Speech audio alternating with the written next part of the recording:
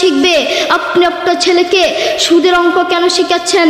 আপনি আপনার ছেলেকে শিখাবেন, বাবা বলো তো দেখি, 100 টাকায় যদি 2.5 টাকা সুদ আসে, 10 লক্ষ টাকায় 100 টাকায় যদি 2.5 টাকা জাকাত আসে, 10 লক্ষ টাকায় কত টাকা জাকাত আসবে? আপনি আপনার ছেলেকে এগুলো শিখাবেন। একদিকে ইসলাম শিখবে, আরেকদিকে জাকাত শিখবে। মুসলমানের বাচ্চা সুদের অঙ্ক কেন শিখবে?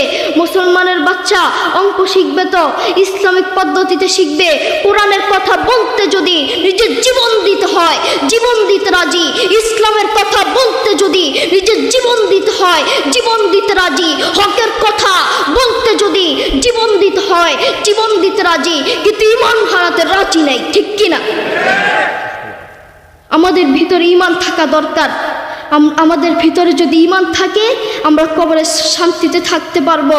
আল্লাহ রাসূল সাল্লাল্লাহু আলাইহি